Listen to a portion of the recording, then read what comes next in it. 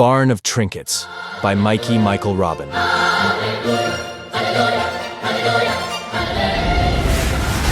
discretion is advised. This story really began over 150 million years ago, long before the prehistoric era.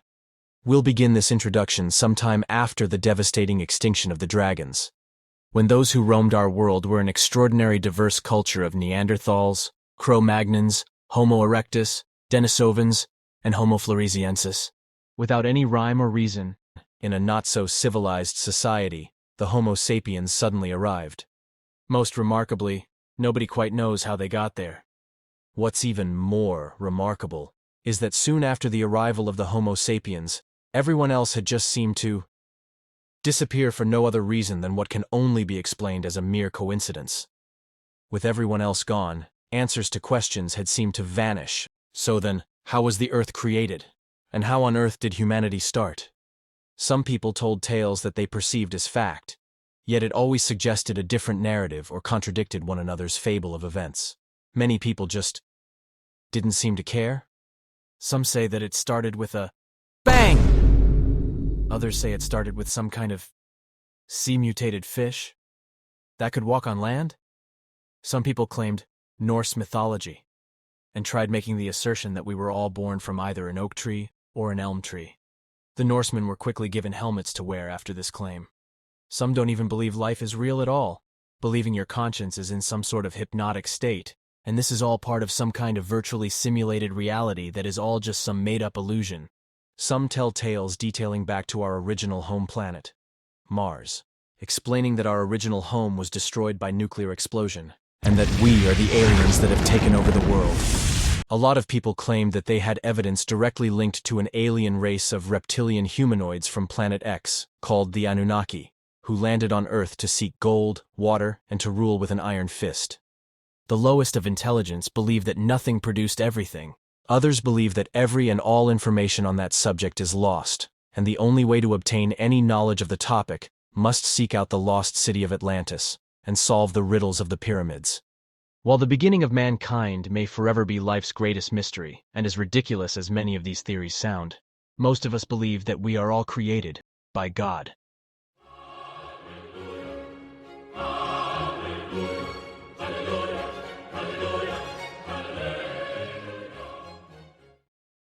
God, the supreme being, the ruler of all moral authority, to which created all the heavens and all the earth. It's said that on the first day, God called upon his first angel, named Samael, to bring God something called light. God created light. It wasn't very pleasant to have to work in the dark. Of course, he needed to see what he was doing, whether or not light was necessary in the hypothesis of if creating humanity was a mistake or not. God was incredibly proud of his work and never made mistakes. A perfectionist. If God hadn't liked something he'd done, no big deal. He'd just scrap everything and start over again. God wanted his perfect world. Creating the earth was in its beginning stages anyhow. A test run, nearly ready for a free trial. If wondered why he chose Earth to make this perfect world, it's assumed that God made sure our planet was light years away from all the work he was actually proud of. God wasn't ashamed of anything he created. Maybe, except humanity, it wasn't always this way. Not until the sixth day, when God created something else entirely. God created animals. The first animal the Lord placed on the earth's surface was a puppy. It was so loyal and so cute. He spent all day bringing animals of all sorts to life. This was God's favorite day. He used the earth as litter to spread animals all around. By the end of this day, shortly before sunset, God got an idea. Using clay to sculpture the perfect image, God creates man, granting him life, the most coherent species of them all. God names this man Adam and welcomes him to his perfect world. All the fruits that grew from the plants of the earth, all their seeds, were given to him. He gave Adam the power and authority to protect and care for all the animals God created. God was in fact a loving God. He grew a beautiful garden for Adam, with a waterfall to dive into off the cliffs, next to gorgeous mountains that had a delightful view of the rainbows that always shined bright off the Great Lakes. A home to where the heart was, Adam was charismatic and had incredible diplomatic skills that the Lord soon realized when both Adam and he debated, disputed, and rationally strategized a name for what they would call this garden. They both gracefully agreed upon the name, the Garden of Eden. Adam was in paradise. He would spend his days running around naked, with nothing to be ashamed of. He would learn to build shelter with dirt and create fire from sticks. Adam would bask in all the garden's available fruits. He ate grapes off the vines and climbed trees to cut coconuts. He shared tomatoes with the panda bears and peeled the skin off oranges for the hares. He made friends with every animal he stumbled across. Adam was a happy man. God, on the other hand, wasn't very happy at the time. In fact, God was rather upset. When Adam asked God what troubled him, God informed Adam that his first officer, his lieutenant commander, his number one, Samael, had fallen. Whatever that meant, God gave Adam a very emotional disquisition on the value of friendship, and to keep friends close to you because you may lose them one day. To help further understand what God was trying to say, God wanted to make Adam even happier. Whether or not this was God's first slip-up, mess-up, mishap, or whichever you want to call how humanity turned out, God created woman and gave Adam a companion. Adam named her Eve, meaning life. If wondered why God had created man first, it's because if he created woman prior to him, she would have given God a lot of advice he wouldn't have wanted. To cut to the chase, by the end of the week, she ruined it for both of them. God banned both Adam and Eve from the Garden of Eden, with a lesson learned about disobedience and the consequences of those actions. The forbidden fruit was called the apple. The apple was meant to be God's greatest fruit. The tree of wisdom grew small, sour crab apples that weren't fully processed yet. The apple still needed to be genetically modified. Patience made perfection, and the perfectionist that he is, God told them not to eat from that tree, not until that fruit was perfect. God wanted to surprise Adam and Eve when the tree was ready, with the gifts of apple juice, applesauce, apple pie, and apple dumplings. How hard was it to not eat an apple from a specific tree in his garden, when they had hundreds of any other fruit they had ever wanted? There were no second chances. It was only until after the banishment was finalized that they felt shame. She had no other excuse other than to blame her actions on a serpent. Both God and Adam insisted she sounded crazy when she tried to convince them both that a snake could speak. Eve insisted she was telling the truth. She even told God that he was gaslighting the situation. When Eve tried convincing God that the serpent was fluent in the ancient Hebrew language, the snake looks at her and hisses. They were cast out of the garden for good. God called immorality a sin, and titled his first man and woman as sinners. They made dozens of excuses not to leave. They begged, even pleaded. It was embarrassing. God would send angels down to the garden to act as security, after Adam and Eve continuously kept trying to hop back over the gate. Eve had to be carried out physically by security numerous times, kicking and screaming, being very dramatic. Adam told her to calm down. It only escalated from there. God granted these angels flaming swords to defend themselves with, after his first creation's retaliation against their eviction notice. Their tenancy was up. The angels informed Adam and Eve that they would burn the entire Garden of Eden to the ground, with them in it. If they didn't, go away. God had the decency to teach them about indecent exposure and finally cast them out for good, never to return. Of course, for God's first attempt at creating humans, God's philosophy was you never know what you can do until you try. Approaching the idea of humanity with a sense of wonder and fascination that only his creations could discover. God was an observer. He watched Adam and Eve and their life on the outside of his beautiful garden, hoping it would get better for them. Unfortunately, it didn't get better. Adam and Eve mated. They had 2 children, Cain and Abel. Had they not done a better job in raising their offspring? Cain was often dirty, disobedient, antisocial, and spent his time finding carcasses of deceased animals, often amputating or decapitating them for enjoyment or pleasure. Every time Cain had something to show Abel, it was what the inside of a frog or a squirrel looked like. Cain believed this was perfectly normal, calling it dissecting. Abel was handsome, obedient, extroverted, and worked the fields or fished the lakes all day, providing all of the food for him and his family. Cain, from a distance, would witness Abel talking to God, sharing a joke, and enjoying a good laugh.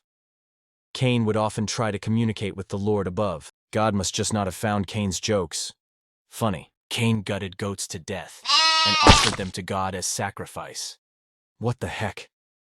God now had a goat standing outside heaven's gate, waiting to come in. It was a big responsibility to take care of a goat. What was Cain thinking? God rejected Cain's offering. Abel offered the fruits of his labor, to which was accepted by the bringer of life. Cain, through jealousy of God's favoritism towards his brother Abel, took him out to a secluded area that his parents would never find, telling him he had something to show him. Abel assumed it was just another dead animal his brother had found. What was it this time?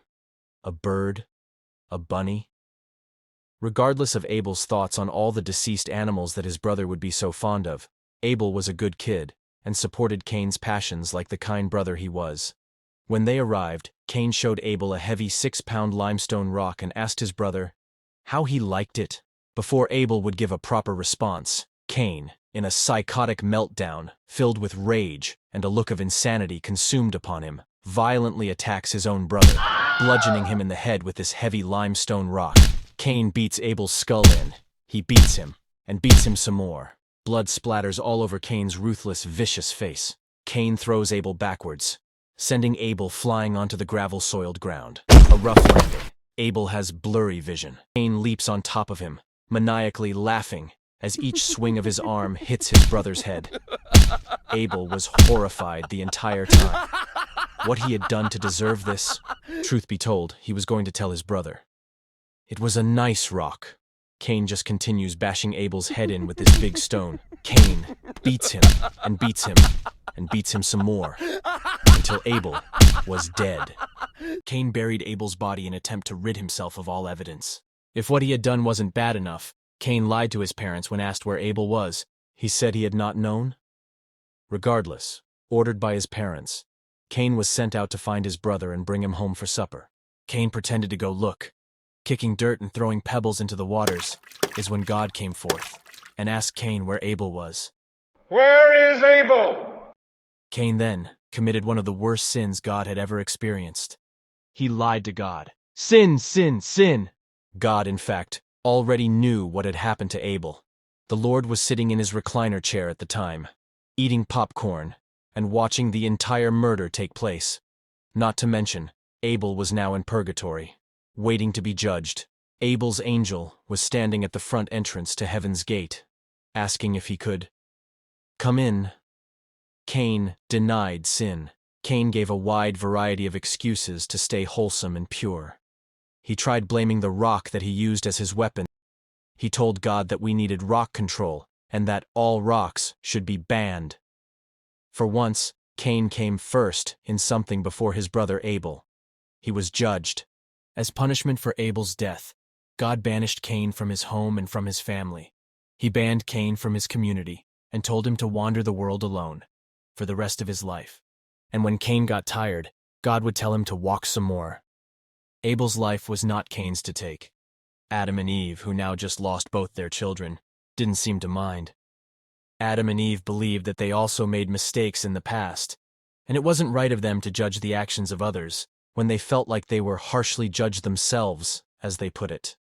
They just ended up mating again and having another child named Seth. God knew that if Adam and Eve were the only ones around to be fruitful and multiply, then the world would be in serious trouble. God never gave up. After Adam and Eve had done such a terrible job at procreating, he built and populated humanity himself, with a little bit of this and a little bit of that. God placed people all over the world. He let the sun form different tones of melanin for each individual, and differentiated their genetics to be just a little bit different from one another. He welcomes his new creations to the world and commands them to honor him. They all do so, until they don't. God was a loving God. God was exceptionally proud of all the hard work he put in, creating the oceans, lands, and skies, but couldn't take the same pride he had when it came to creating people. People disobeyed. People sinned. People had just seemed to annoy God. As time went on, humanity vastly grew. Communities, homes, and businesses were built by using all of God's natural resources. With civilization came leaders, and with leaders, rulers rose to power. Except, this world was not these rulers' land to control. It was God's. God watches the kings, emperors, and pharaohs of the earth, as they had all corrupted themselves to the point where they were the ones claiming to be half God and half man. These offspring of false idols were worshipped by their people, ignoring all the hard work God put into the world and into their lives, and claiming it all as their own. The entire earth had become so corrupt to the point where God decided he had to destroy it by flooding the earth, completely wiping out and annihilating everyone on the planet. Why have thou forsaken me? God feels sorrow for the animals that could not survive a flood, although he wanted to break the stereotype that cats did not like water. If only God had a place to keep these animals safe, while he eradicated the earth of all sin. In a test of faith, God would let his love flourish, and accept the fate of allowing one faithful man to survive. On the condition that a ship would be built in order to save every animal on the planet. At least one animal of each gender, for mating purposes.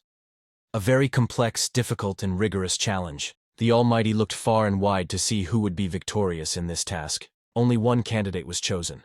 Someone wholesome, someone pure. It was a faithful man, a fair man, a family man, finding favor in the eyes of the Lord. God chose the righteous and brave Noah. It would be Noah's job to make sure animal extinction didn't happen, only human extinction. When Noah asked if he understood the Lord correctly, God forewarned Noah that humanity's fate had come. They were all sinners. He had no more of this or that's left to populate the planet again with. This was it for them. God would flood the earth by making it rain for 40 days and 40 nights. 40 days and 40 nights. Noah was on board, pun intended, with God's plan to build a ship and flood the earth. Noah's ship, that God would call the Ark, would need to be built heavy. It would need to be built strong. Strong enough to hold every animal. A boat so powerful that it could withhold heavy, disastrous waves, winds, and stormy weather. Noah grabbed a few pieces of plywood, some nails, a hammer, some duct tape, a few bolts, and an Allen key, and began to build the biggest, strongest, most indestructible, unsinkable wooden ship to have ever existed. He quickly roamed the world, hunting and trapping one male and female animal of every kind, from all over the planet, from picking ladybugs off of leaves to catching butterflies with nets. He used tranquilizing darts on a pair of elephants, and built big cages to trap penguins that were having fun tobogganing down an icy slope on their bellies. He even climbed more than halfway up a 1,200-meter cliff to rescue a mountain goat. Noah, as dedicated as he was, even donned scuba gear and went on a great underwater adventure under the oceans to catch every sea creature to ever exist. He even bravely battled and eventually trapped a ferocious great white and hammerhead shark at the same time. Noah, not quite understanding why he had to capture animals that could without a doubt survive a flood, but God said, every animal. And rules were rules. Noah wasn't going to argue with God. When a match was made for every animal, from the antelope to the unicorn, and from the wildebeest to the capybara, all stood in line, one at a time, slowly walking towards a wooden plank, where they all boarded. Noah's Ark. God watched all the animals board the ark, making sure they were all accounted for. God was pleased with Noah's work. Noah did exactly what God had told him to do. For once, someone had listened to him. God was surprised. Maybe humanity wasn't all sin. For Noah's contribution towards his mission, God granted him a few extra baskets of puppies to keep safe aboard the ark, while he would eradicate the earth of all sin. They were just too cute. God was a loving God, and was close to ready to flood the planet and remove all sin from the earth. Barn of Trinkets by Michael Robin. Viewer discretion is advised.